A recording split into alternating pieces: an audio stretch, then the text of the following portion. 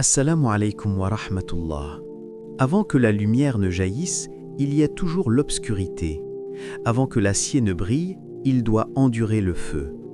De même, avant qu'Allah n'élève ton âme, il la purifie par l'épreuve. Les tempêtes que tu vis ne sont pas un signe de rejet, mais le creuset où Allah façonne les cœurs qu'il veut rapprocher de lui. En vérité, c'est dans le rappel d'Allah que les cœurs trouvent la quiétude. Surat Ar-Ra'd 28.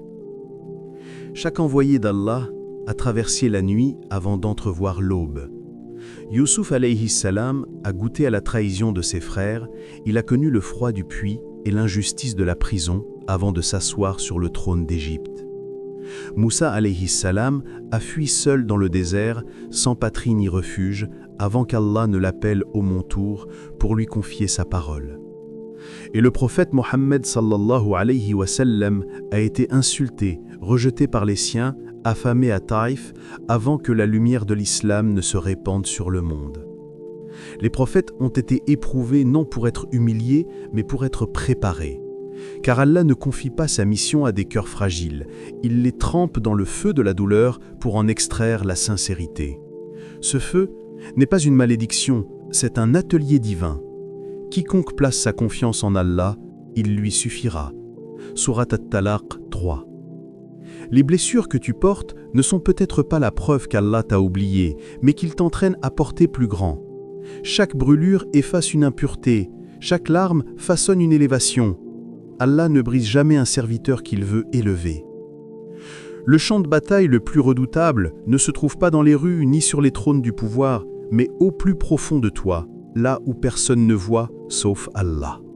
Ton ennemi le plus rusé ne parle pas fort, il murmure.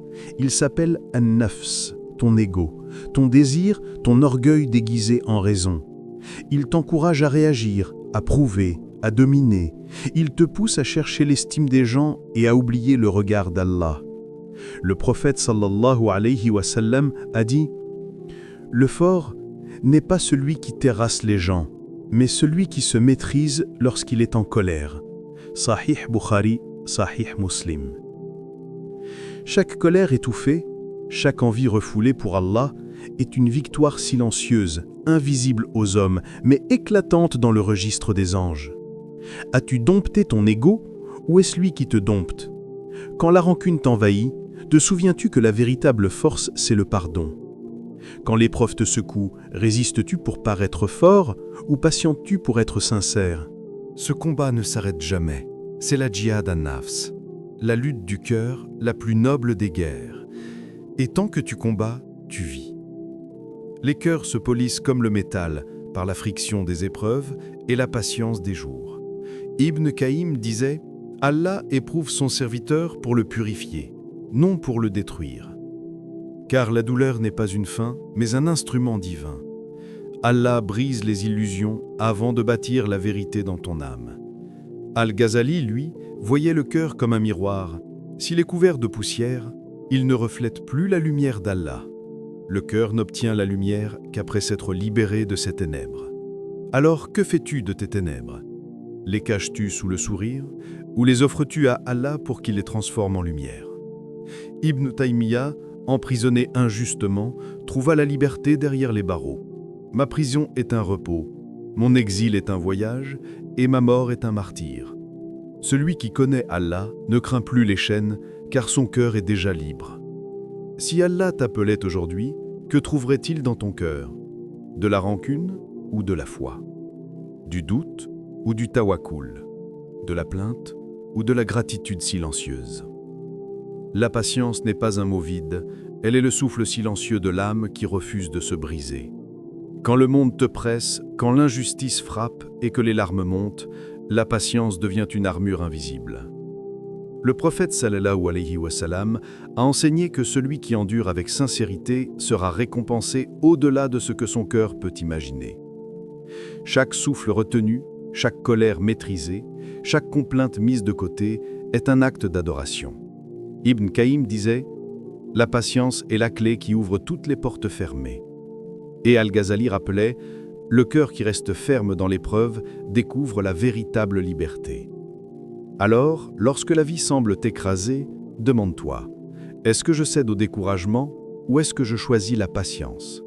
Est-ce que je cherche la satisfaction immédiate ou est-ce que je me fie au décret d'Allah? Chaque difficulté est une invitation. Chaque épreuve est un guide. La patience n'est pas un simple mot. C'est une lumière dans l'obscurité, un pas après l'autre vers la purification de l'âme et la proximité avec Allah. Lorsque la vie te fait tomber, ce n'est pas toujours pour t'écraser, mais parfois pour t'enseigner à te relever autrement. Chaque chute est une prière silencieuse que ton âme adresse à Allah sans mots, un murmure qui dit « Seigneur, j'ai besoin de toi ». Allah ne t'abandonne pas, il te forme, il t'arrache à ce qui t'alourdit pour que tu apprennes à voler vers lui.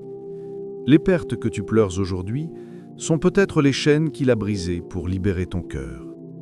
Celui qui croit en Allah et au jour dernier, qu'il dise du bien ou qu'il se taise. Apprends à ta terre devant le décret, non par faiblesse, mais par confiance. Chaque douleur que tu endures est une conversation entre ton âme et ton Seigneur. C'est dans la solitude que le cœur entend enfin la voix du rappel. Et quand tu relèveras la tête après l'épreuve, souviens-toi, ce feu que tu as maudit t'a façonné. Il n'a pas détruit l'acier, il a révélé sa pureté. Et c'est ainsi que l'âme, forgée par l'épreuve, devient digne de la lumière d'Allah.